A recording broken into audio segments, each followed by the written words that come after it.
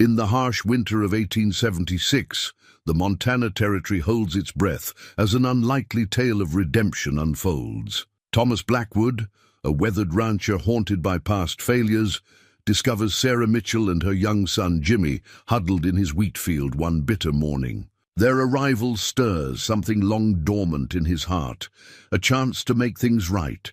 But as he opens his home to the widowed, expecting mother, dark figures lurk in the shadows, their horses' hooves thundering closer with each passing day. What Sarah carries is more dangerous than any secret. It's evidence that could bring down the most corrupt judge in the territory. Will Thomas's act of kindness become his final stand? Before we jump back in, tell us where you're tuning in from. And if this story touches you, make sure you're subscribed, because tomorrow I've saved something extra special for you.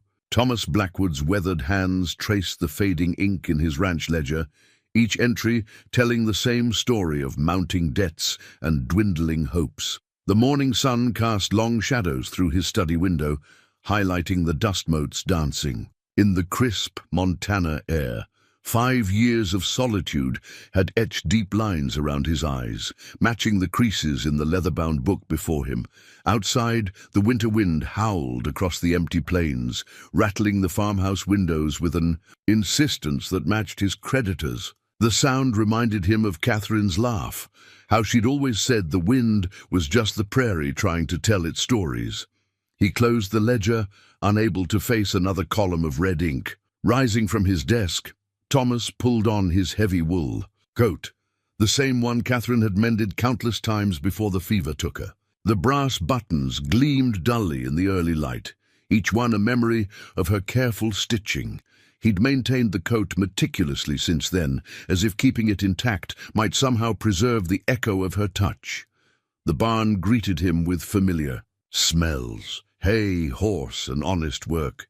2 dairy cows and 3 horses were all that remained of what had once been a promising operation. Old Buck, his favorite stallion, nickered softly as Thomas approached with feed. "At least you're easy to please, old friend," he murmured, running a calloused hand along the horse's flank. Neighboring ranchers had been selling out one by one, moving west to Oregon or south to Colorado. Just last week, Edwin Parker had ridden over to announce his departure, offering to sell Thomas his remaining cattle at a fair price.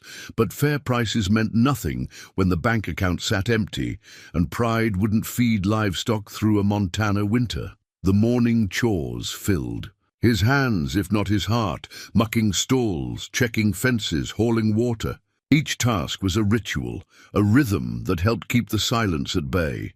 Near the wheat field, he paused to survey his land. The autumn harvest had been meager, barely enough to cover the property taxes. Winter wheat lay dormant under a thin crust of snow, holding secrets of spring growth that seemed as distant as happiness. Movement caught his eye. A hawk circling overhead, its wings spread against the pale morning sky. Catherine had loved watching the hawks, claiming they carried messages from loved ones passed on. Thomas allowed himself a small smile, remembering how she'd waved to each one that soared over their land. "What message do you have for me today?" He whispered upward, his breath forming clouds in the cold air.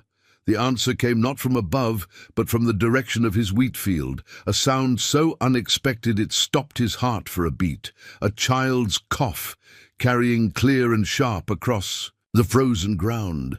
Thomas turned slowly, his hand instinctively moving to the rifle slung across his back. In 5 years, no child had set foot on his property. The nearest family with young ones lived 10 miles east, and they rarely ventured this far in good weather, let alone during winter's grip. Approaching cautiously, he scanned the field. The wheat stalks, long since harvested, offered little concealment. Yet there it was again. Another cough, followed by what sounded like a woman's whispered shushing. Thomas adjusted his grip on the rifle but kept it lowered. Whoever was hiding in his field, they weren't outlaws. Outlaws didn't travel with children, and they certainly didn't try to quiet them. "I mean no harm," he called out, his voice rough, "from disuse. But this is private property, and you're trespassing." The words sounded harsher than he'd intended, an echo of the man he'd become in his solitude rather than the man Catherine had loved. Silence answered his call, broken only by the whisper of wind through dead wheat stalks. Then came a small voice, trembling but clear. "Please, mister, my mamma's sick." Thomas lowered his rifle completely, slinging it across his back. A boy, no more than 6 or 7, emerged from behind a fallen hay bale. His clothes were travel-worn, but well-mended, his face smudged with dirt and worry.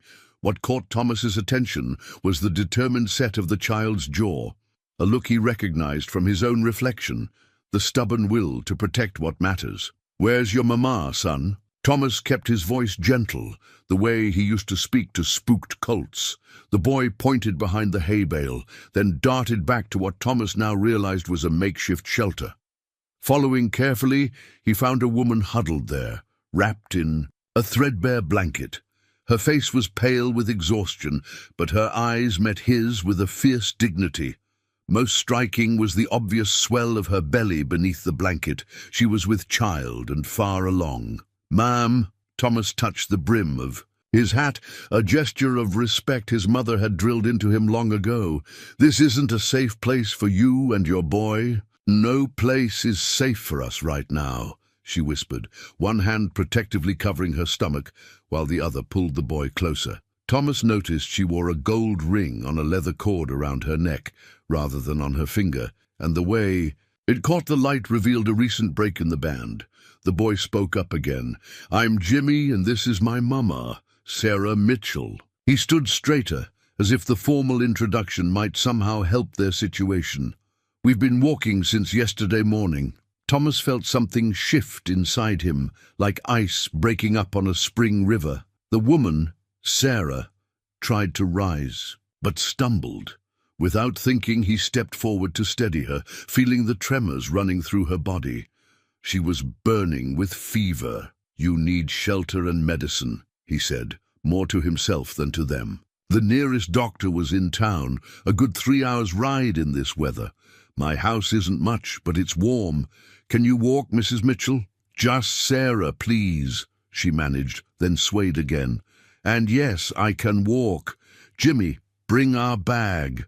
The boy retrieved a small carpet bag, its handles worn smooth by desperate travel. As they made their slow way toward the house, Thomas found himself studying their tracks in the snow, noting how they led in from the east, the direction of Helena. Something about their situation nagged at his instincts, but Catherine's voice seemed to whisper in his mind, "Some questions need time to find their answers." At the house, Thomas helped Sarah onto the sofa while Jimmy hovered nearby, his small hands clenched into worried fists. The boy's eyes darted around the room, taking in the sparse furnishings with an alertness that seemed too old for his years. When Thomas built up the fire, Jimmy relaxed slightly at the warmth, but maintained his protective stance near his mother. "I'll make some tea," Thomas offered, moving to the kitchen, where Catherine's old herb cabinet still stood. His wife had been known throughout the county for her healing teas, and he'd maintained her supplies out of habit, or perhaps hope. As he measured out the fever-reducing blend she'd taught him to make, he heard Sarah's racking cough from the other room. The sound crystallized his decision. Whatever their story, whatever had driven them to seek shelter in a stranger's wheat field, they couldn't leave. Not with Sarah in this condition, not with winter tightening its grip on the land. Thomas had watched helplessly as illness took Catherine. He wouldn't stand by and watch another woman suffer if he could help it. When he returned with the tea, Jimmy had curled up against his mother's side, his small body serving as both comfort and shield. Sarah accepted the cup with trembling hands, and a look that mingled gratitude with wariness. As she sipped, Thomas noticed a folded paper falling from her coat pocket, something official-looking with a territorial court seal visible on one corner. She quickly tucked it away, but not before. He saw the fear flash across her face. Thomas led them upstairs to Catherine's sewing room, the only spare space suitable for guests. He hadn't entered it in months, and the air held the stillness of preserved memories. A half-finished quilt still lay folded on the rocking chair, waiting for hands that would never return to complete it. "It's not much," he apologized, opening the window a crack to let in fresh air. "But the chimney runs behind this wall, so it stays warm." He watched as Jimmy immediately went to inspect the room's corners, a habit that spoke of too many nights in strange places. Sarah stood in the doorway, one hand bracing against the frame. "Mr. Blackwood, your kindness," she began, but he cut her off gently. "Thomas," he said, "and it's no kindness to do what's right." He pulled Catherine's quilt from the rocking chair. "This needs finishing anyway. Might as well keep you warm while you're here." Jimmy had discovered a wooden horse on a shelf, dusty but still proud on its curved rockers. Thomas remembered carving it years ago, in those quiet evenings when he and Catherine had talked about the children they'd hoped to have. The boy's hand hovered over it, not touching, but longing evident in every line of his small body. "That old thing," Thomas said casually. "Been gathering dust too long. Why don't you see if you can get him running again?" The boy's face lit up, but he looked to his mother for permission. Sarah nodded, and Jimmy carefully lifted the toy from its perch. "What's his name?" he asked, running gentle fingers over the carved mane. "Never had one," Thomas replied. "Reckon he's been waiting for someone to give him one." "Thunder," Jimmy decided immediately, "because he's strong and fast." He demonstrated by making the horse gallop through the air, then caught himself as, if remembering, he shouldn't show too much joy in their uncertain situation. Sarah swayed slightly, and Thomas stepped forward to steady her again. "You need rest, Mom. Jimmy and I can see to supper while you lie down." He turned to the boy. "That is, if you're willing to help me in the kitchen?" Jimmy straightened, importance settling on his small shoulders. "I can help. I know how to peel potatoes and everything." As Sarah settled onto the bed, Thomas noticed her hands moving to touch something beneath her blouse, likely the same papers she'd hidden earlier. He pretended not to see, instead focusing on showing Jimmy where to find extra blankets in the chest. In the kitchen, Jimmy proved to be an able helper, though Thomas noticed how the boy positioned himself to keep the stairs and his mother in view. As they worked, Jimmy's small talk revealed careful omissions, gaps where normal childhood chatter would mention places, people, or recent events. But he also showed flashes of natural childhood, especially when Thunder, the wooden horse, took breaks from his guard duty to go on galloping adventures across the kitchen counter. "My pa made me a horse once," Jimmy said suddenly, up to his elbows in soapy dishwater, "but we had to leave him behind when—" He stopped abruptly, water dripping from his frozen hands. "Horses are funny things," Thomas replied easily, as if he hadn't noticed the boy's slip. "They have a way of finding their way back to those who love them. Look at Thunder there, waited all these years to find the right boy." The evening settled into a quiet rhythm. Sarah slept fitfully upstairs while Thomas taught Jimmy how to make dumplings for the stew. The boy's concentration was intense as he shaped the dough, his tongue caught between his teeth in focus. As they worked, Thomas found himself remembering other lessons, Catherine teaching him these same recipes, laughing at his first misshapen attempts. The memory didn't bring the usual sharp pain, softened somehow by Jimmy's presence and the sound of Sarah's soft breathing drifting down the stairs. Later, as they carried a tray up to Sarah, Jimmy stopped at the top of the stairs. "Mr. Thomas?" he whispered. "The bad men. They won't find us here, will they?" Thomas felt his spine stiffen at the fear in the boy's voice. Before he could answer, a horse whinnied in the distance, not one of his own, and Jimmy's face went pale in the lamplight. That night, after Jimmy finally dozed off clutching Thunder, Sarah sat with Thomas by the kitchen fire. Her fever had broken, but shadows still haunted her eyes. She held a cup of tea between her palms, more for warmth than drinking. "He's hunting us," she said finally, her voice barely above a whisper. "Judge William Harrison." The name fell like a stone in the quiet room. Even in these remote parts, Harrison's reputation cast a long shadow. He'd sent more men to the gallows than any other territorial judge, all while building a fortune that nobody dared question. Thomas waited, keeping his hands busy mending a piece of tack. Some stories needed space to unfold. My husband, Daniel, was his clerk. Sarah continued, one hand straying to the broken ring at her neck. He discovered irregularities, ledgers that didn't match, bribes, evidence that went missing before trials. She drew a shaky breath. Daniel was going to report it to the federal authorities. The night before he could send the documents, there was a fire at our home. The leather strap in Thomas's hands creaked as his fingers tightened. Your husband? They made it look like an accident. But Daniel, her voice caught. He knew they were coming, made me take the evidence and run, said to get word to Marshal Cooper in Fort Benton. She touched her swollen belly. This baby.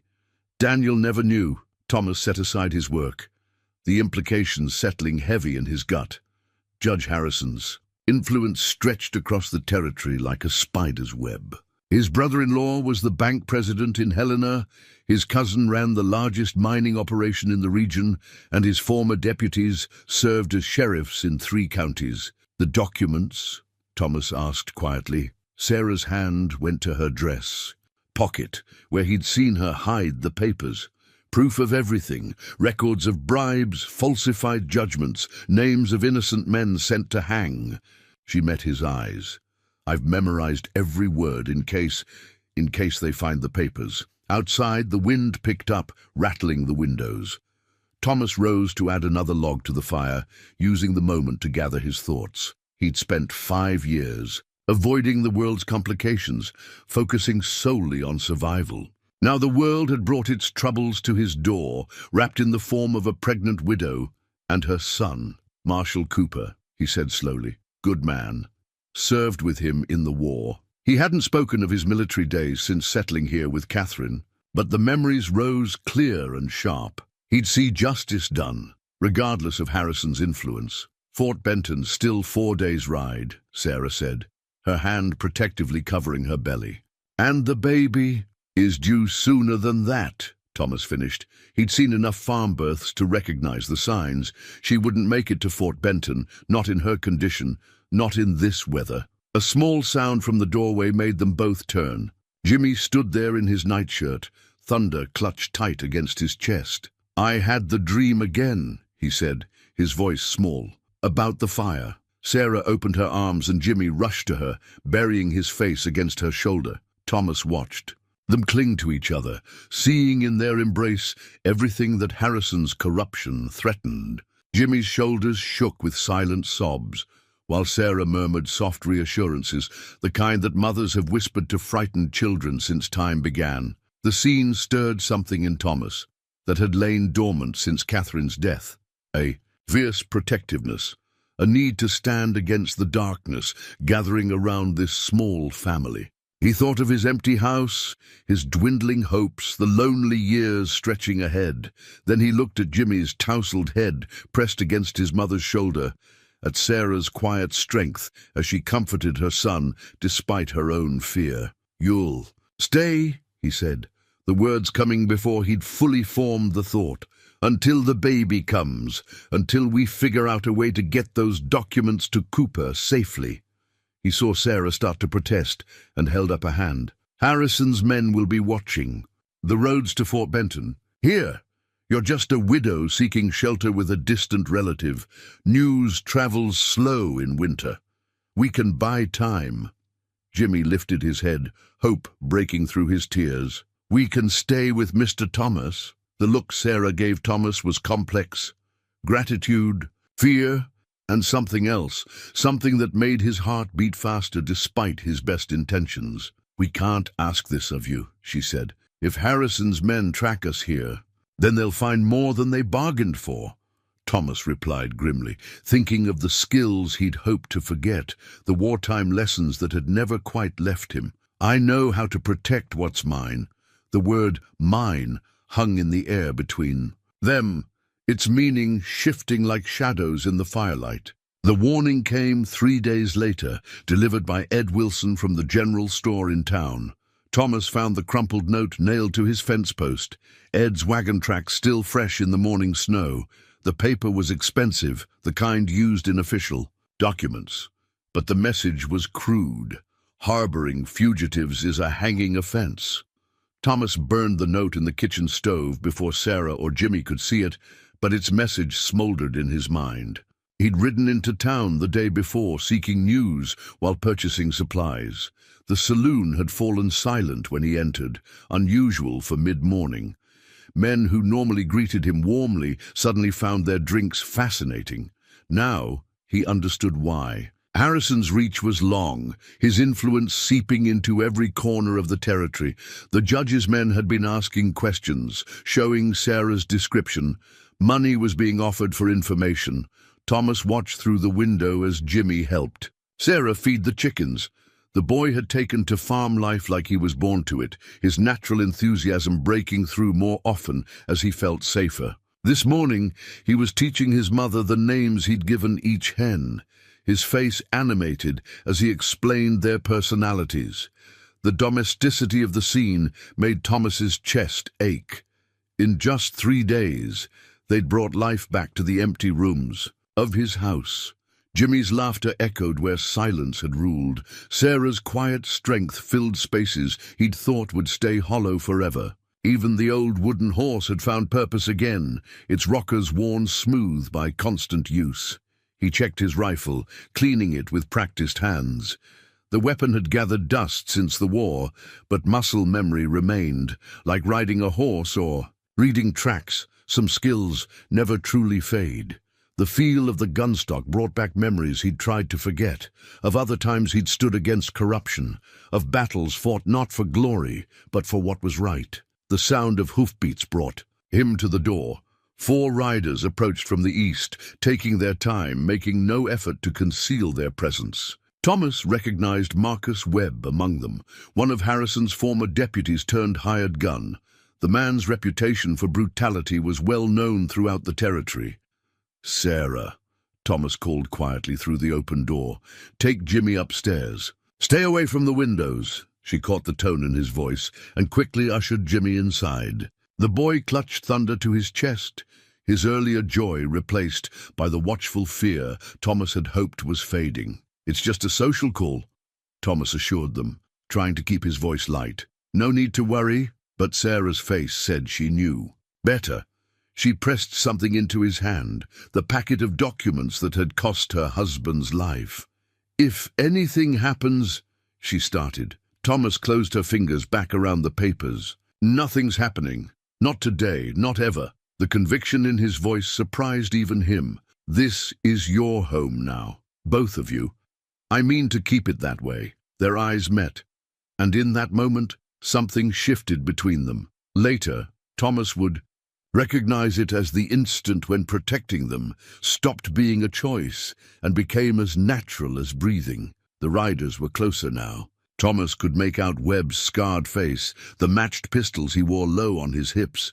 The other men were strangers, but their type was familiar. Hard men, used to solving problems with violence. "Stay upstairs," Thomas repeated, then stepped onto his porch, rifle held casually but ready.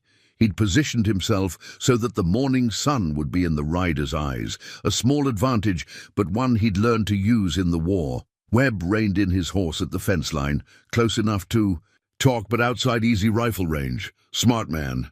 The others spread out slightly, trying to flank the house. Smarter still, but it wouldn't help them. "Blackwood," Webb called out, his voice carrying across the snow-covered yard. "Heard you took in some travelers.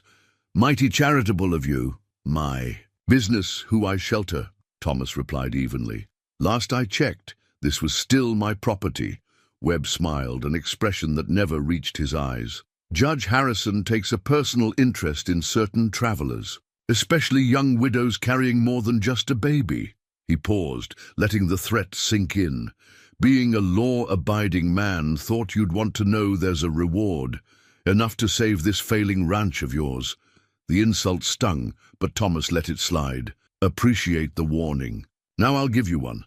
This is private property. Anyone crosses that fence line uninvited, they're trespassing." He shifted slightly, letting them see the rifle's well-oiled action. "I handle trespassers my own way." From upstairs came the faint sound of Jimmy's voice, asking his mother a question.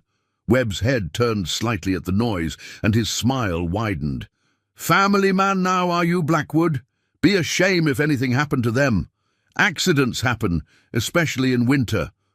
The storm hit 3 days after Webb's visit, turning the world white and hostile. Thomas stood at the window, watching ice crystals dance in the howling wind. The temperature had dropped so low that the window panes crackled with frost, despite the fire roaring in the hearth. Behind him, Sarah's labored breathing drew his attention back to more immediate concerns. Her pregnancy was taking its toll, and the constant stress of their situation wasn't helping. Dark circles haunted her eyes, and she'd developed a cough that worried him more than he let on. "You should be resting," he said, turning from the window. Sarah smiled weakly from her chair by the fire, her hands never stopping their work on the mending in her lap. "Can't sleep anyway. Might as well be useful." She set aside Jimmy's patched shirt and rubbed her swollen belly. "She's restless today." Thomas raised an eyebrow, adding another log to the fire. Mother's intuition. Sarah's smile faded as another cough shook her frame. "Thomas, if something happens—" "Nothing's happening," he cut her off, perhaps too sharply. He'd lost Catherine to illness.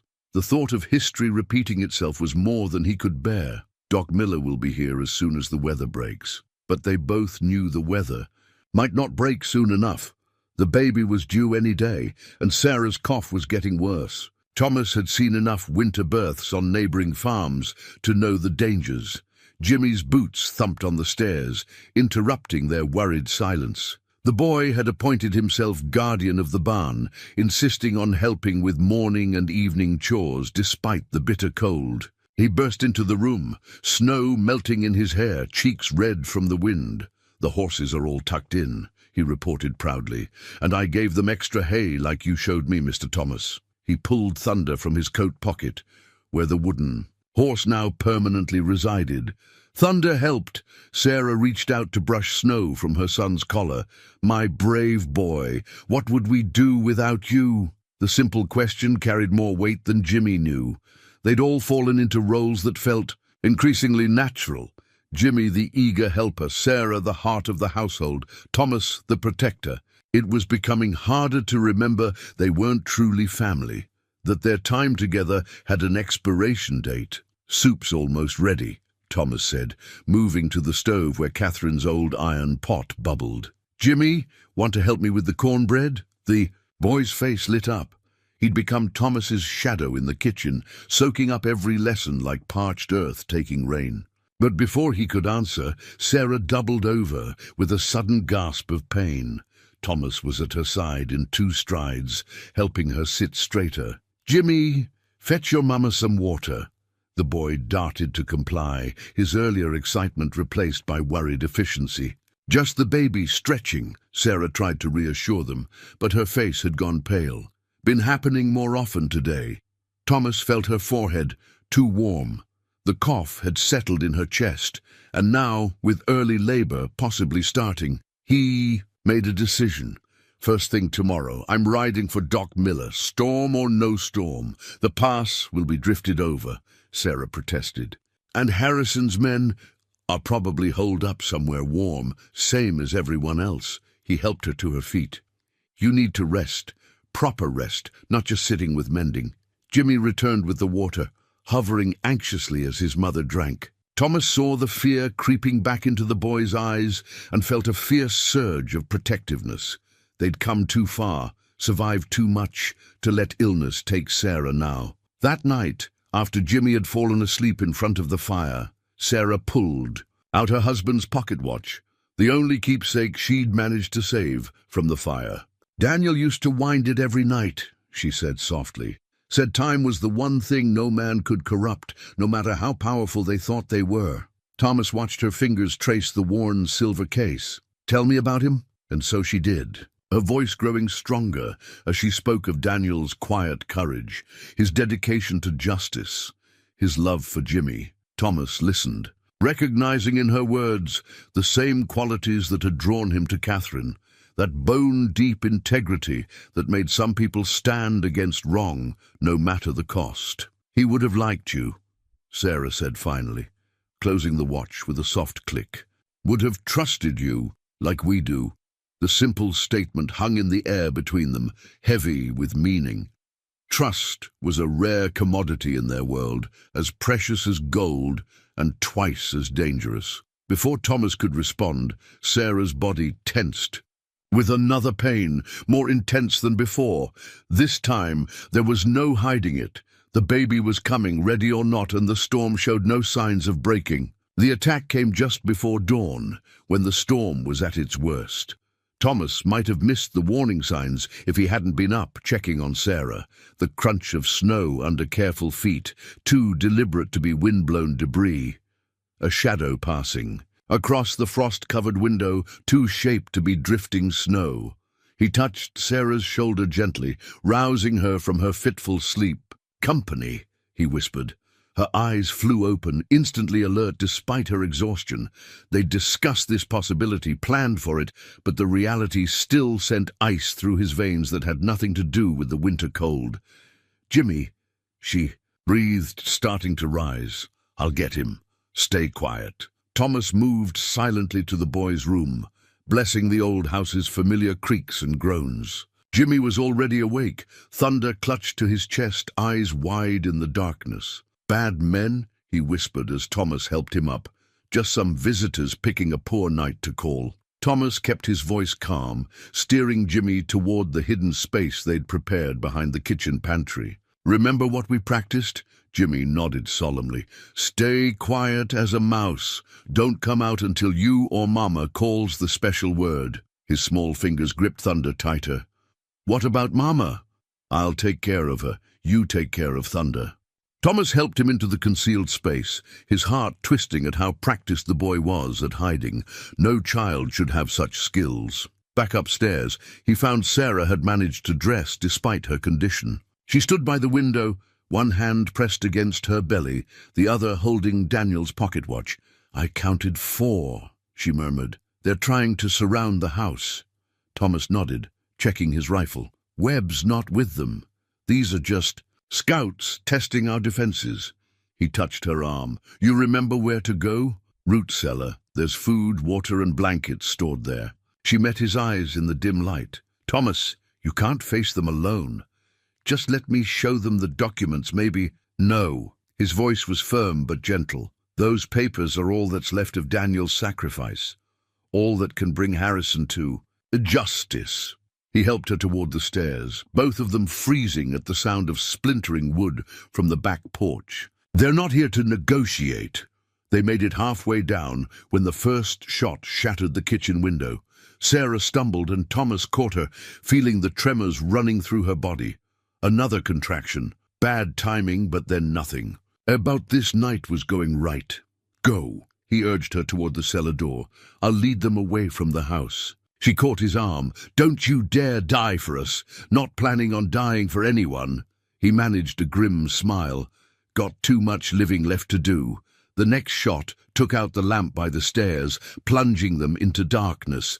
Thomas used the cover to help Sarah to the cellar entrance, then moved toward the kitchen. The broken window let in swirling snow and bitter wind. Through the flying flakes, he caught movement, a dark figure trying to climb through. Thomas's first shot caught the man in the shoulder, spinning him back into the storm. The second shot was a warning, splintering the doorframe near another shadow. He'd fought in enough battles to know killing should be the last resort. Dead men told no tales, but wounded ones talked plenty. A voice carried through the howling. "Wind, give up the woman and the papers, Blackwood. Judge says you can keep the ranch if you play smart." Thomas's answer was another shot, carefully placed to wound rather than kill. A cry of pain suggested he'd found his mark. He was moving to a new position when he heard it, a sound that turned his blood to ice. Jimmy's muffled cough from behind. The pantry wall. One of the attackers heard it too. "There's a kid in here." Thomas didn't hesitate. He crashed through the kitchen, rifle swinging like a club, catching the man who'd been moving toward Jimmy's hiding place. The satisfying crunch of impact was followed by a body hitting the floor, but the action cost him. Fire blazed across his left arm as a bullet found its mark. Thomas rolled behind the overturned table, hearing the wood splinter as more shots followed. The pain cleared his head, sharpened his focus. These weren't soldiers. They were hired guns, used to intimidating unarmed victims. They hadn't expected real resistance.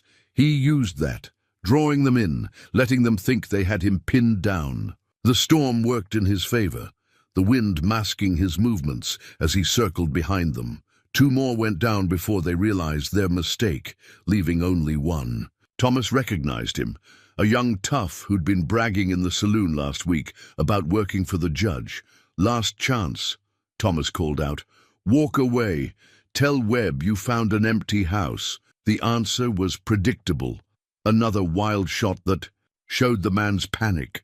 Thomas's return fire was precise, catching him in the leg. The tough dropped, cursing, his gun sliding across the floor. Silence fell, broken only by the storm and the groans of wounded men.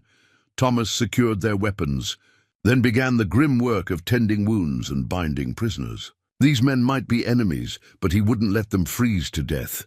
It wasn't until he'd finished that he heard it, Sarah's cry of pain from the cellar, followed by another more urgent sound that made his heart stop, the first wail of a newborn.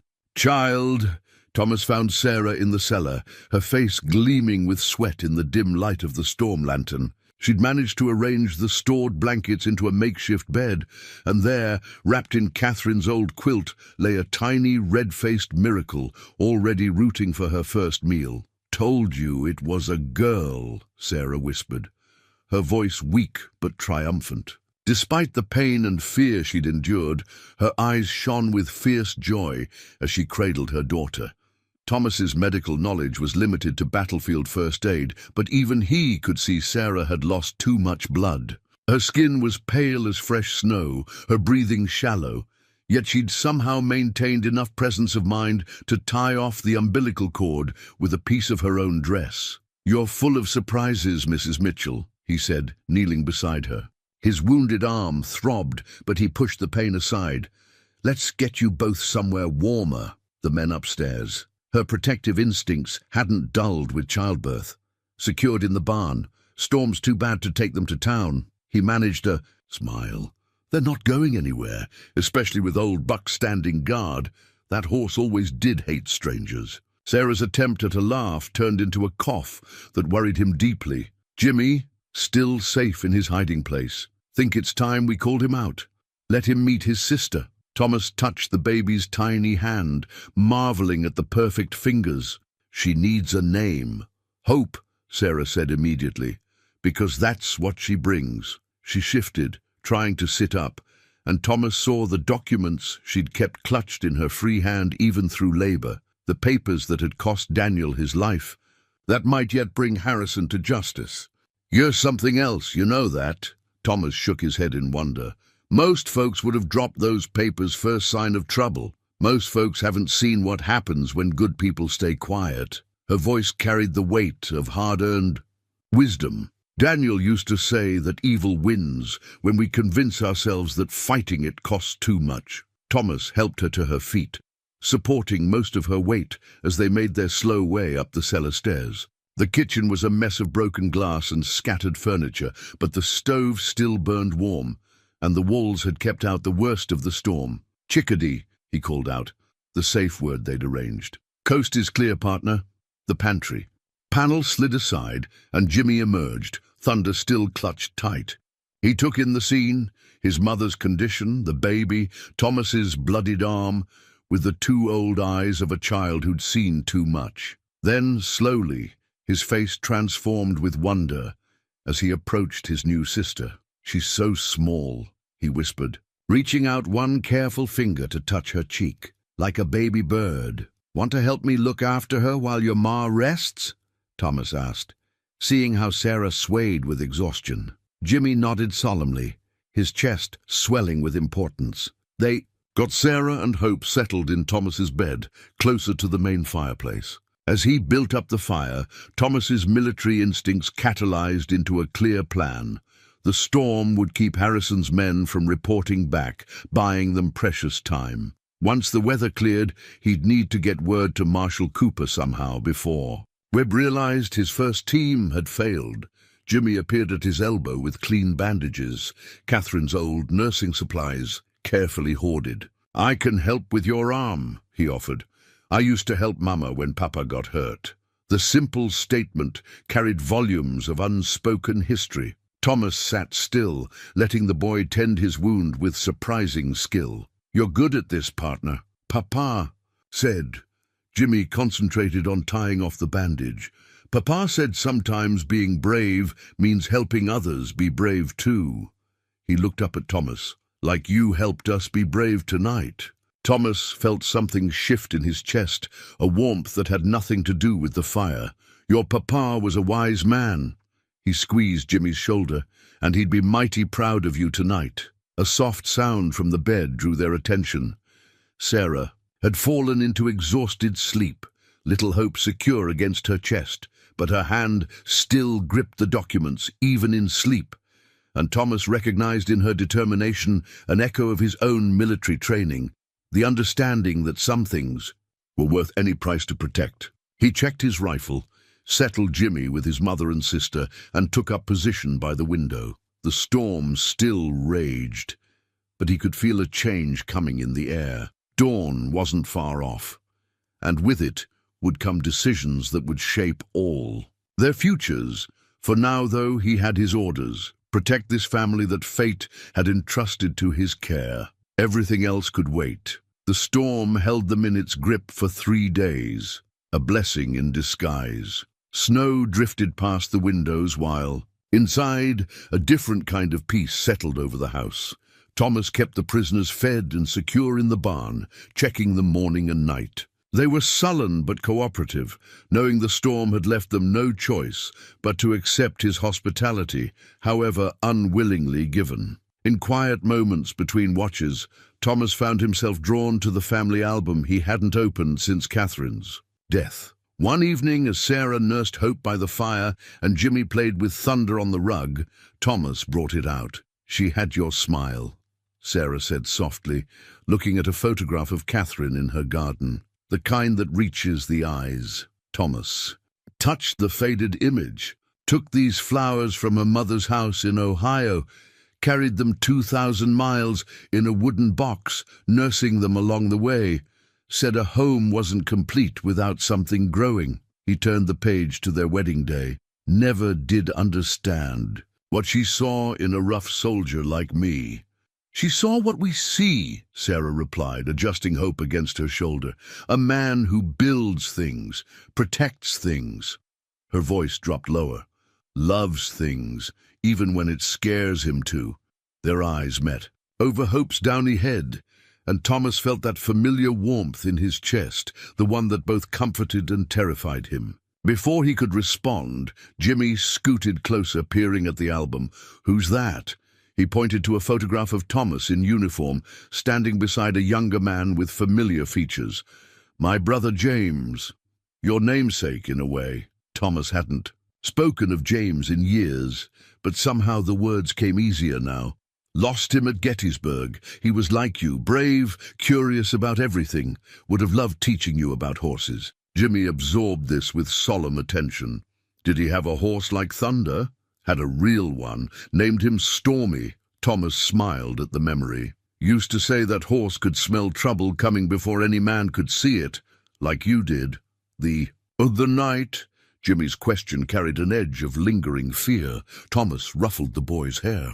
"Experience, partner. You learn to read signs. Speaking of which..." He rose, checking the windows. The storm was weakening, stars peeking through breaking clouds. Soon they'd have decisions to make. Sarah must have read his thoughts. How long before Webb realizes something's wrong? Another day, maybe 2. Thomas added wood to the fire. "Those men in the barn, they'll be missed. Webb's not fool enough to come himself. He'll send word to Harrison first. Then we need a plan." Sarah's voice held steel beneath its softness. She laid Hope in her makeshift cradle, a drawer padded with blankets, and pulled out Daniel's pocket watch. "The documents, I've been thinking. There's a pattern to Harrison's movements, hidden in these records." Daniel saw it, that's why. She swallowed hard. That's why they had to silence him. Thomas sat beside her, aware of Jimmy listening intently while pretending to play with thunder. What kind of pattern? Sarah opened the watch, removing a tiny, folded paper hidden behind its face. Daniel made a code, mapped it all out. Harrison's not just corrupt, he's building an empire. Every judgment, every land seizure, they all connect. The ranch foreclosures along Cherry Creek, those weren't random. Harrison's brother-in-law's planning a railroad through there. The implications hit Thomas like a physical blow, his own struggling. Ranch sat at the edge of Cherry Creek's watershed. How many others? Dozens, all leading to this spring's territorial court session. Sarah's fingers trembled as she refolded the paper. When Harrison's allies will propose the new railroad charter, with these documents, Marshal Cooper could stop it all. But we have to reach him first. Thomas understood now why Harrison had sent hired guns instead of lawmen. This wasn't about one widow with incriminating papers. This was about an entire criminal enterprise about to come to fruit. Hope stirred in her cradle, making those small, snuffling sounds that already tugged at Thomas's heart. Jimmy immediately went to her, assuming his self-appointed role as protective older brother. Watching them, Thomas felt the weight of all they stood to lose. "We'll need help," he said finally. "Can't get you and the children to Fort Benton alone, not with Harrison's men watching the trails." Sarah touched his arm, her fingers warm through his sleeve. "You're not alone anymore, Thomas. None of us are." The simple truth of her words settled over him like a blanket. He looked around the room, at Jimmy singing softly to his sister, at Sarah's quiet strength, at Catherine's album open to memories he'd thought lost forever. Somewhere in the barn, old Buck nickered to the prisoners' horses, reminding Thomas that even animals knew the difference between right and wrong. "No," he agreed, covering her hand with his. "Not alone at all." The betrayal came from the direction Thomas least expected. Tom Wilson's general store, where he'd traded for 5 years. The telegraph arrived on a clear morning, carried by Wilson's youngest son, who'd once helped Thomas mend fences in exchange for riding lessons. The boy wouldn't meet Thomas's eyes as he handed over the paper, mounting his horse and galloping away. Before Thomas could even unfold the message, the reason for his haste became clear as Thomas read, "Blackwood, Webb knows about prisoners. Harrison's full force en route. Get out now." Mary Wilson, Mary, Tom's wife. She'd been Catherine's closest friend, had brought food when Catherine fell ill. Now her warning confirmed Thomas's worst fears about Tom's sudden trip to Helena 3 days ago. The storekeeper had sold them out. Thomas crumpled the telegram, his mind racing. Mary's risk in sending this warning would cost her dearly if discovered. He owed it to her courage to act fast. Inside, Sarah was teaching Jimmy his letters, using Daniel's watch to help him practice telling time. Hope slept in her drawer cradle, one tiny fist curled against her cheek. The scene of domestic tranquility made Thomas's next words harder to speak. "We've been betrayed," he said simply. "Tom Wilson rode to Harrison. We have hours, maybe less." Sarah's face went pale, but her hands remained steady as she gathered the documents. "The prisoners? Have to let them go. Can't watch them and protect. You all at the same time." Thomas was already moving, pulling out the cached weapons and supplies they'd prepared. "Jimmy, remember what we practiced?" The boy nodded, reaching for the small pack they'd kept ready by his bed.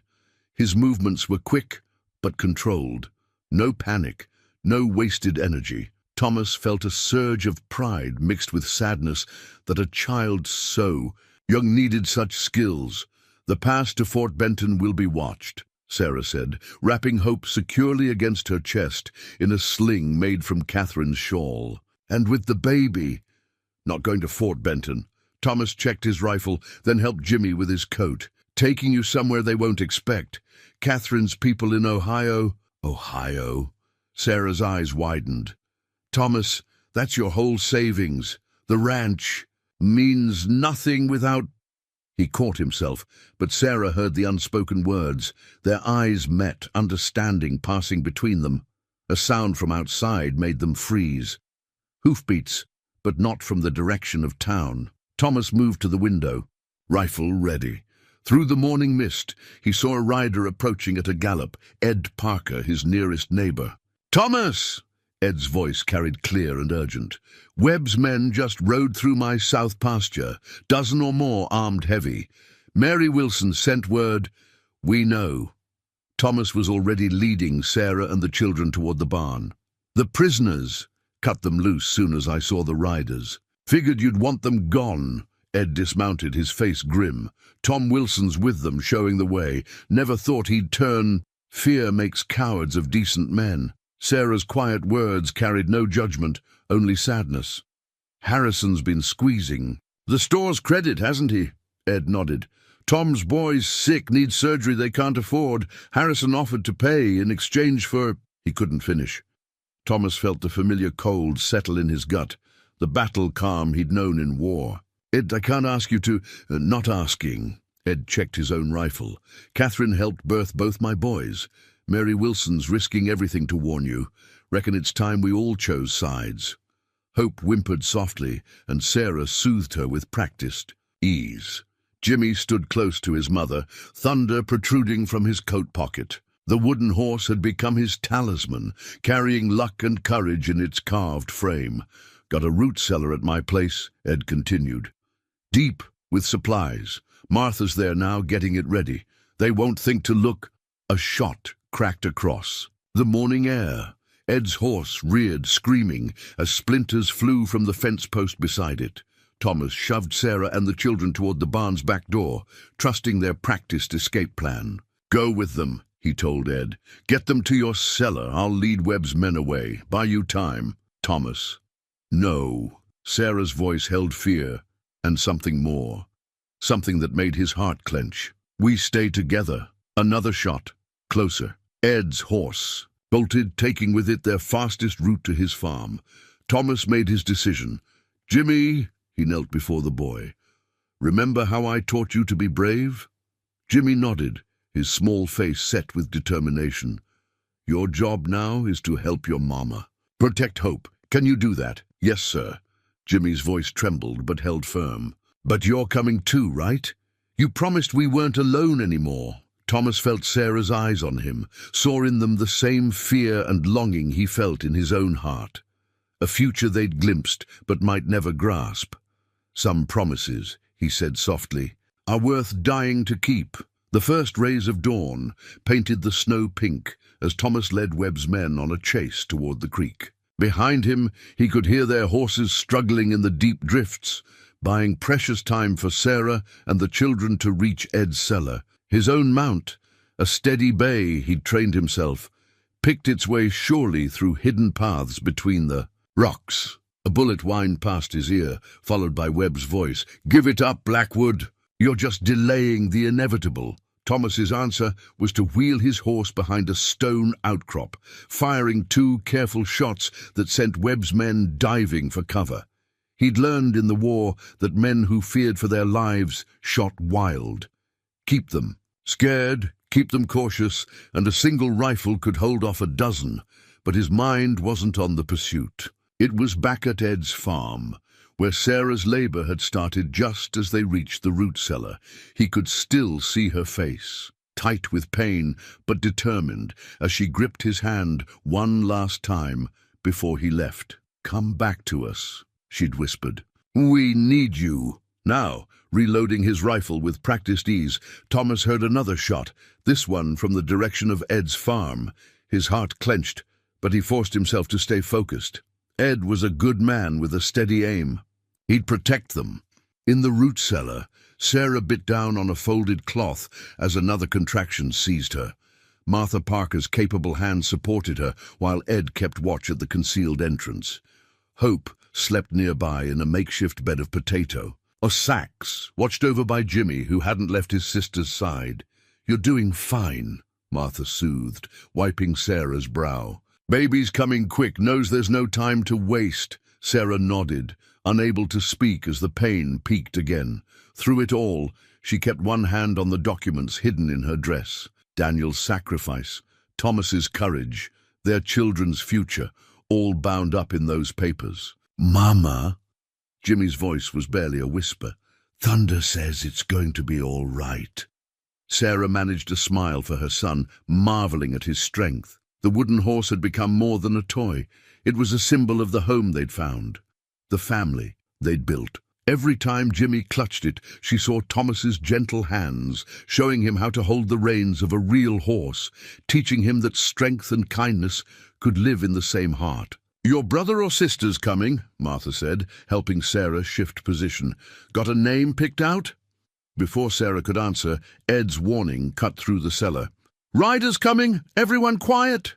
They doused the lantern, plunging the space into darkness. Sarah struggled to control her breathing as hoofbeats approached overhead. Hope, somehow sensing the danger, remained miraculously quiet. "Check every building," they heard Webb's voice directly above them.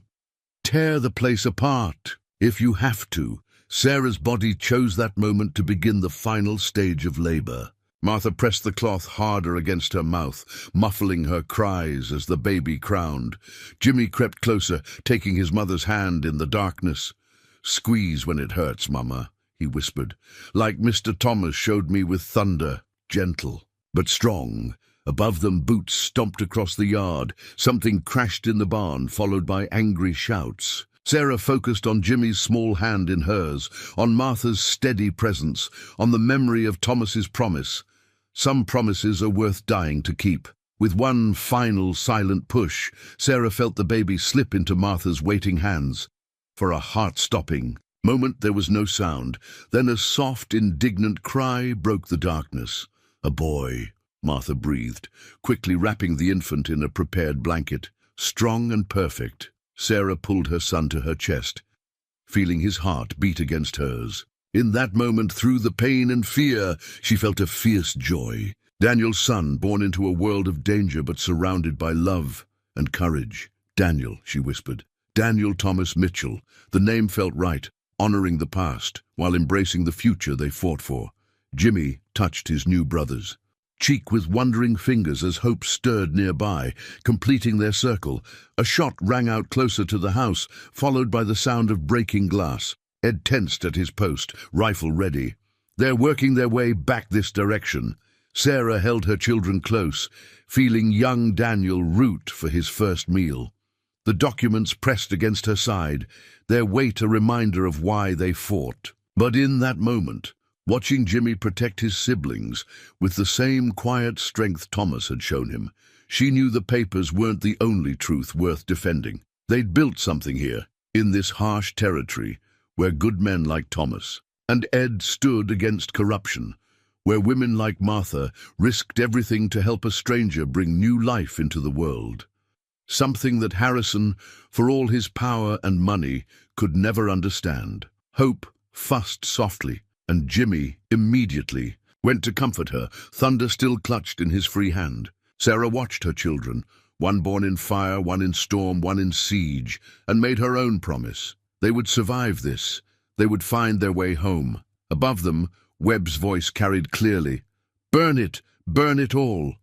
Thomas saw the smoke. First a dark smudge against the winter sky that turned his blood cold.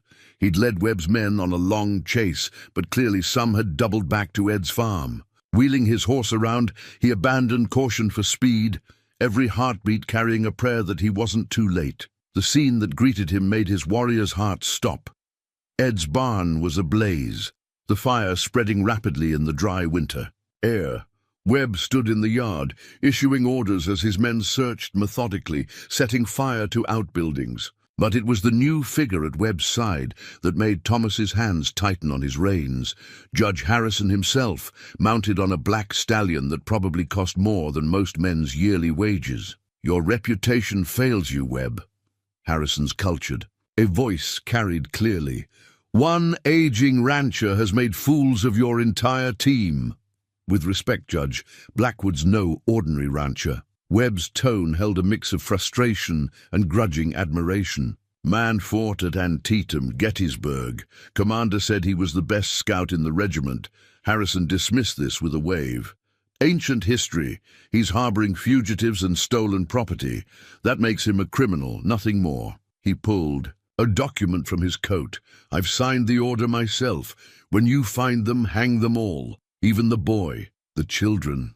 Webb's voice held a note of protest. Sir, that's justice. Harrison's smile was colder than the winter air. Let it serve as an example to others who might consider defying me. Thomas had heard enough. He dismounted quietly, using the smoke for cover as he worked his way closer. Years of military training took over. Assess the situation, locate the targets, identify the threats. He counted 8 men still mounted, plus Webb and Harrison. Too many for a direct confrontation. But if he could get to the root cellar. A commotion from the burning barn drew everyone's attention. 2 of Harrison's men dragged someone out. Ed Parker, his face bloodied but his expression defiant. They forced him to his knees before Harrison. Where are they, Parker? Harrison's voice was almost gentle. Tell me, and I'll ensure your wife is provided for. Ed spat blood onto the snow. Go to hell. After you. Harrison nodded to Webb, who raised his pistol. The shot that rang out didn't come from Webb's gun. It came from behind the smokehouse, where Martha Parker stood with her husband's spare rifle. Webb's gun went flying as he clutched his wounded hand. The distraction was all Thomas needed. He burst from cover, rifle barking.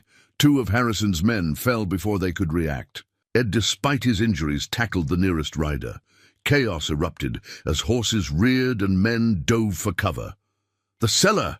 Martha's voice carried over the confusion. They're trying to reach the cellar. Thomas saw Harrison wheel his horse toward the root cellar's hidden entrance. Time slowed as he raised his rifle, leading the judge's movement just as he'd done with countless targets in the war. One shot would end this. Mr. Thomas. Jimmy's voice, thin but clear, stopped his finger. On the trigger, the boy stood in the cellar entrance, thunder raised like a shield. Mama says to hurry. The baby's here. Baby? Thomas's hesitation cost him as a bullet kicked up snow by his feet. He rolled behind a water trough, mind racing. Sarah had been in labor. While he was leading Webb's men away, she'd been a boy, Jimmy called, ducking as shots peppered the ground near him. Mama named him Daniel Thomas. Thomas. She'd given the baby his name. The thought hit him harder than any bullet could have. In that moment, everything crystallized. What they were fighting for, what he stood to lose, what he'd gained without realizing it. He heard Harrison's voice rising above the gunfire. Burn them out! Smoke them out of that hole! No! The cry came from an unexpected source. Tom Wilson stumbled into the yard, his face ashen. Judge, you promised no one would be hurt. Just the documents, you said. Harrison's response was a single shot. Wilson crumpled, shock on his face as he fell. The message was clear. No witnesses, no mercy, no loose ends. Your choice, Blackwood, Harrison called out. Surrender the woman and the papers or watch them burn. Thomas met Jimmy's eyes across the yard.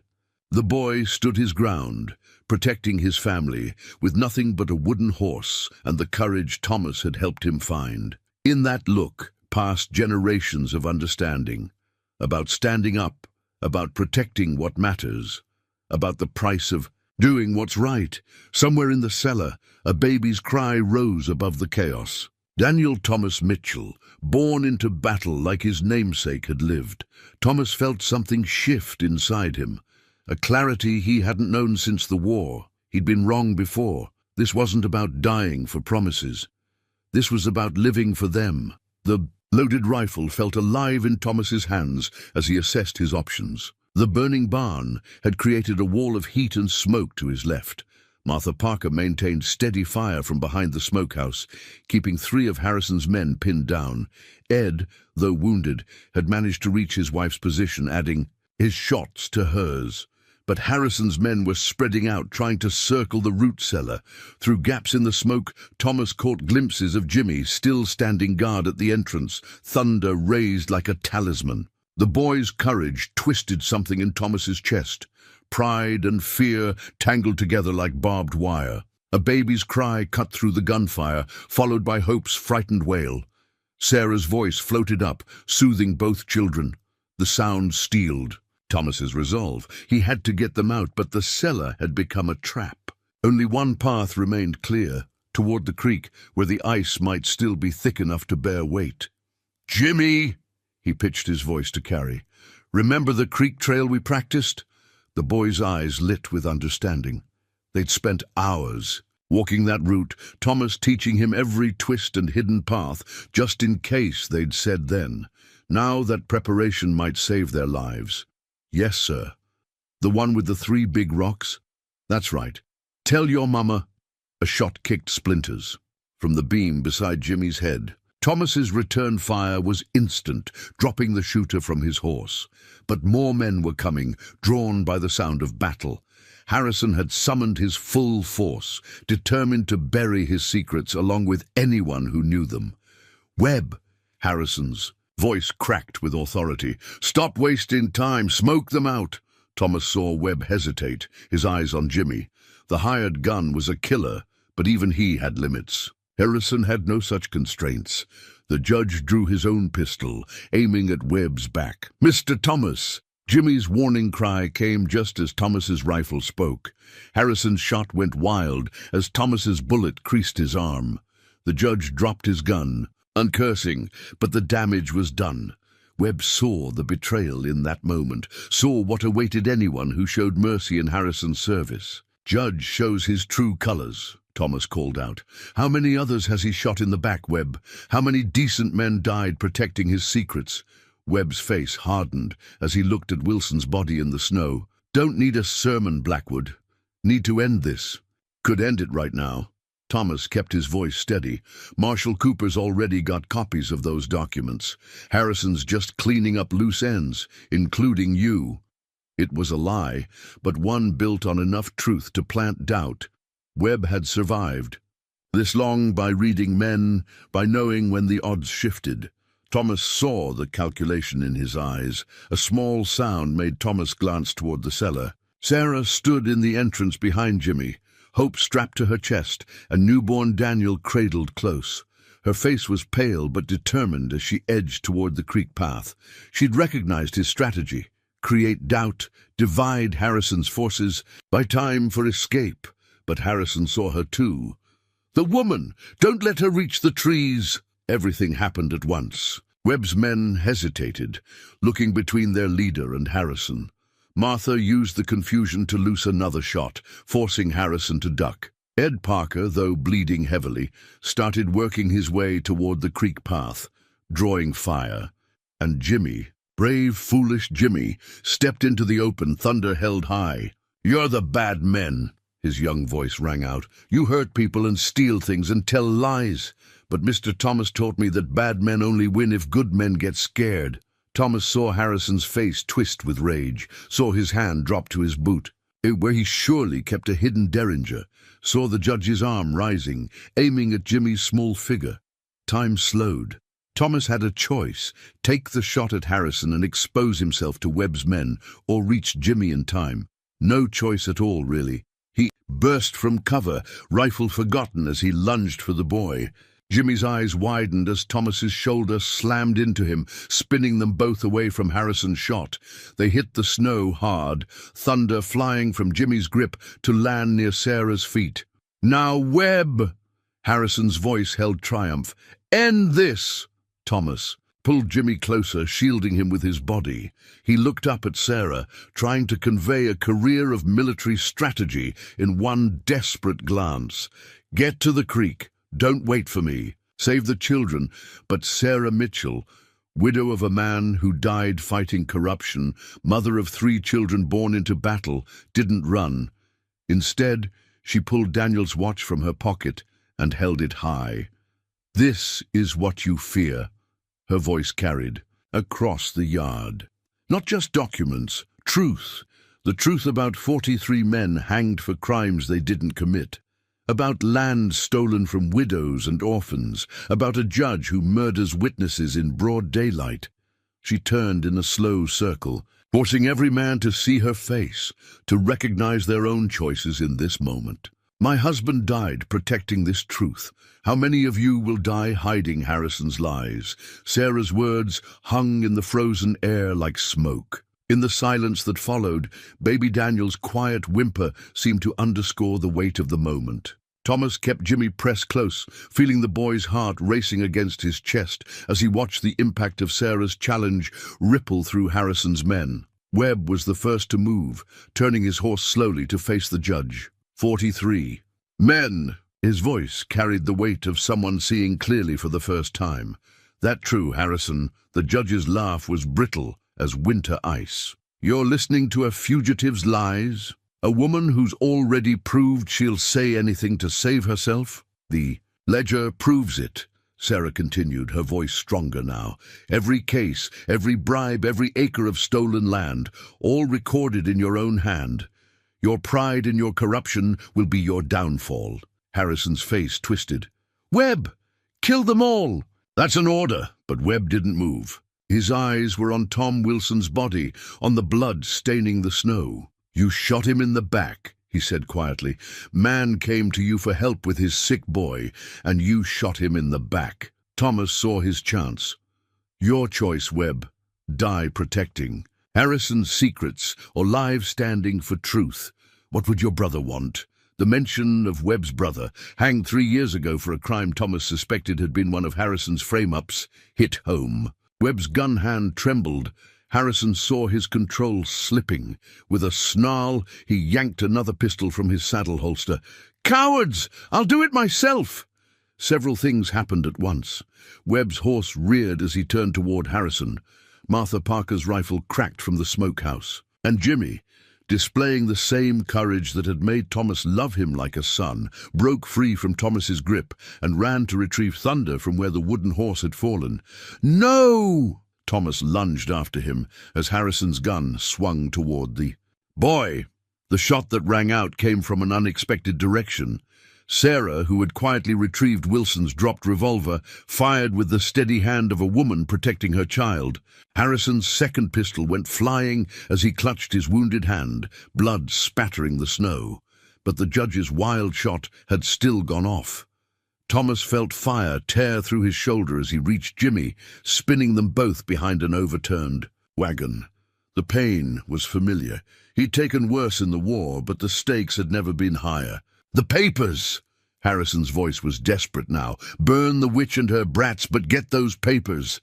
That's not happening. Webb's quiet words carried absolute conviction. He sat his horse between Harrison and Sarah, his gun now aimed steadily at his former employer.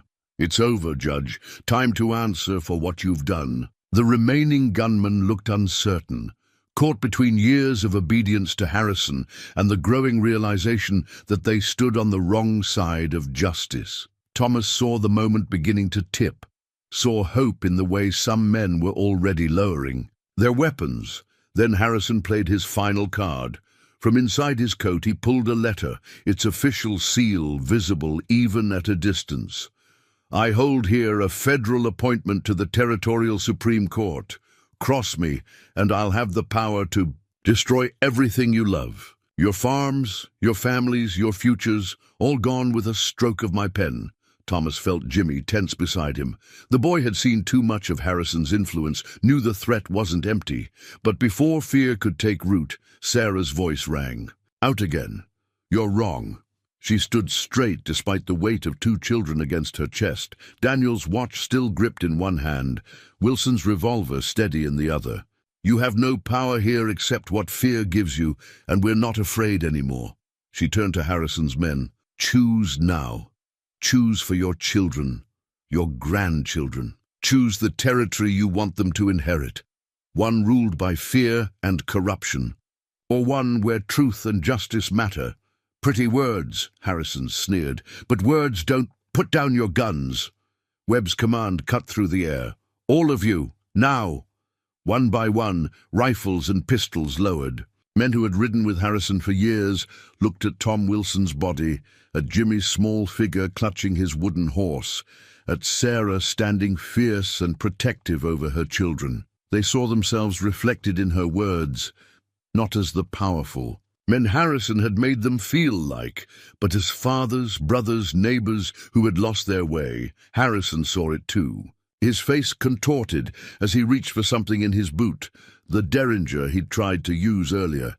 "Then you'll all hang." Thomas's rifle shot and Webb's pistol spoke as one. Harrison's small gun hadn't cleared his boot before he toppled from his saddle, his final threat dying unspoken in the winter air. In the sudden silence, Thomas heard Jimmy whisper, "Is it over, Mr. Thomas?" Looking at Sarah's face, at the hope and fear and love mingled there, Thomas knew it wasn't over. It was just beginning. Marshal Cooper arrived as the short winter day was fading, leading a column of federal deputies across the snow-covered fields. He found Webb's men standing guard over Harrison's body, their former allegiance replaced by a desire to make things right. The marshal's weathered face showed no surprise at the scene, only a grim satisfaction as he studied the evidence Sarah had protected at such cost. 43 men, Cooper said quietly, turning the pages of Harrison's ledger, each death marked with a price. He looked up at Sarah, who sat wrapped in Thomas's coat by the fire, both babies sleeping against her chest. "Your husband was a brave man, Mrs. Mitchell. He started this fight. You finished it."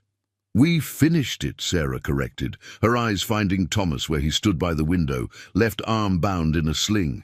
"All of us together." The marshal nodded, understanding. He'd fought alongside Thomas in the war, knew the measure of the man. "The territory's changing," he said. "Men like Harrison, they're the last gasp of the old ways. Justice is coming, slow but sure." Jimmy, who hadn't left Thomas's side since the shooting stopped, spoke up. "Mr. Thomas says justice is like breaking a horse. You have to be patient, but firm, and never let fear make you mean." Cooper's laugh was warm with approval. "Your boy's learned some wisdom there, Mrs. Mitchell." "He has," Sarah agreed softly. "We all have." Thomas felt her words settle in his chest, filling empty spaces he'd thought would stay hollow forever. Through the window, he could see Webb organizing his men to help Ed and Martha Parker salvage what they could from the damaged farm. The same hands that had come to destroy were now rebuilding, proof that change was possible, that hearts could turn toward light when given the chance. "Harrison's associates won't go quietly," Cooper warned, securing the damning documents in his saddlebag. "His brother-in-law still controls the territorial bank. His mining friends have deep pockets." "Let them come," Thomas said quietly. "We'll be ready." The marshal studied him thoughtfully. "Territory needs more than just lawmen, Thomas. Needs families willing to stand their ground, build something worth protecting." He pulled a badge from his coat. "Could use a deputy out here, someone who knows the land, knows the people, someone they trust." Thomas felt Sarah and Jimmy both, watching him, their presence like warmth at his back. Before he could respond, Webb stepped into the room. "Caught one of Harrison's runners heading for Helena," he reported, "carrying letters to the judge's friends, warning them to destroy evidence." He handed Cooper a packet of papers. "Figured you'd want to see these before they accidentally caught fire." Cooper's eyebrows rose as he read. Quite a change of heart. "Webb, man can't sleep peaceful, knowing he's helped hang innocent men." Webb's face was haunted but determined. "I know where the bodies are buried, literal and otherwise. Figure that knowledge ought to serve justice for a change. Testimony, like yours, combined with these documents." Cooper nodded slowly. "Could clean up more than just the territory. Federal government's been watching Harrison's friends in Congress for years, waiting for proof of corruption. Daniel always said it went higher than the territory," Sarah added. "The railroad contracts, the land deals, all connected to power back east." "Speaking of land," Cooper turned back to Thomas, "this deputy position comes with a federal grant, enough to save your ranch, with some left over for improvements." He laid the badge on the table. "What do you say, old friend? Ready to stand?" "For something again?" Thomas felt Jimmy's small hand slip into his good one, felt Sarah's eyes on him, warm with possibility. The badge gleamed in the firelight, not just a symbol of law, but of the future they'd fought to protect. "Already standing for something, Marshal." Thomas smiled at his family. but I reckon wearing that badge might help me do it better. Cooper's handshake was firm with approval. Mrs. Mitchell, any objections to your man upholding the law hereabouts? Sarah's answer was interrupted by baby Daniel's hungry cry. As she adjusted both infants, her movements sure despite her exhaustion, she gave Thomas a look that made his heart skip. My man's been upholding the law since the day we met, she said softly. The badge just makes it official. Jimmy tugged at Thomas's sleeve. Does this mean we're staying for always? Thomas knelt to the boy's level, seeing in his face all the hope and trust a child could give. For always, partner. This is our home now, all of us together. Even thunder. Jimmy held up the wooden horse that had become their family's talisman. Especially thunder. Thomas ruffled his hair. Every good lawman needs a trusty steed. Spring came early that year, as if nature itself was eager to wash away the winter's darkness. The morning of the wedding dawned clear and warm, with meadowlarks singing in the new wheat. Thomas stood at his bedroom window, fingers struggling with his tie, until Sarah's hands gently took over. Here, she said, her touch sending familiar warmth through his chest. Some things are easier with help. He caught her hands, still marveling that this was real. 3 months had passed since Harrison's death, months filled with gradual healing and quiet joy. The ranch was transforming under their combined care.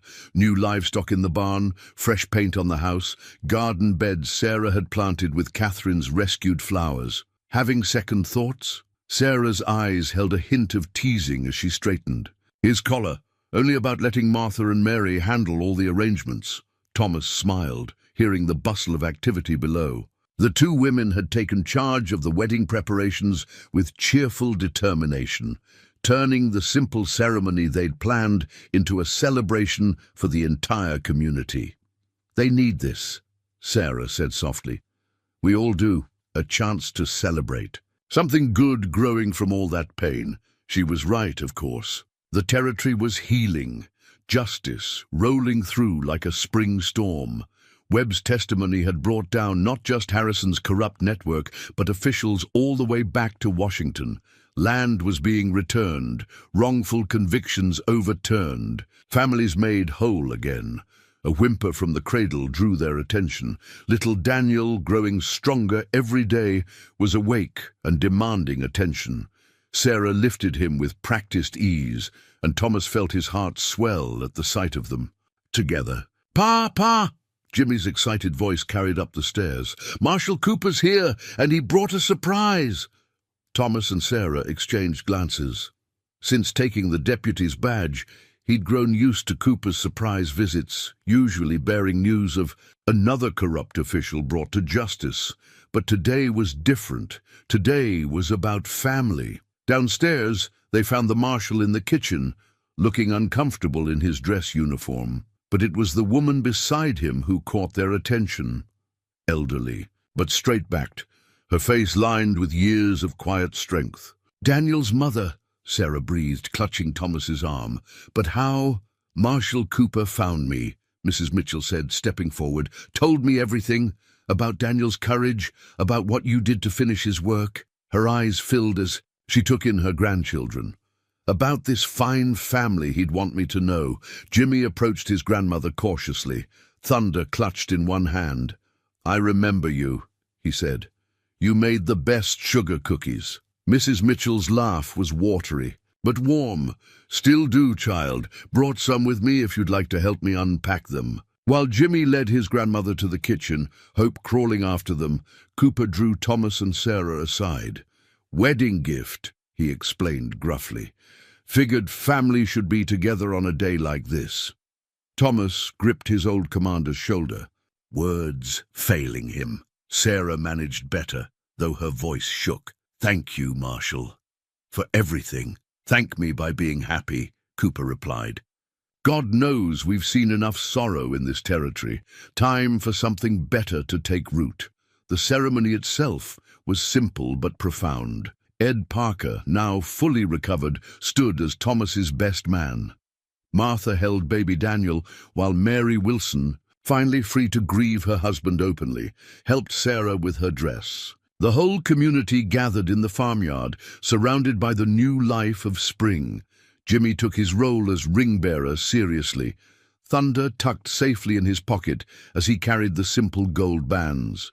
When Judge Matthews, an honest man, Cooper, had made sure, asked who gave this woman in marriage, Mrs. Mitchell stood with quiet dignity. Her first husband gave his life for justice, she said clearly. Her children gave her courage to see it done, and I give her now to this good man who helped them all find home again. Thomas felt Sarah's hand tremble in his as they spoke their vows, simple words, but weighted with everything they'd survived together. When the judge pronounced them husband and wife, the cheers that rose seemed to make the meadowlarks sing louder. Later, as sunset painted the sky in colors Catherine would have loved, Thomas found Sarah at the garden fence. She was watching Jimmy show his grandmother how to make thunder gallop properly, while Hope practiced her first wobbly steps nearby, and Daniel slept in Martha's capable arms. "Happy?" he asked softly, wrapping his arms around her.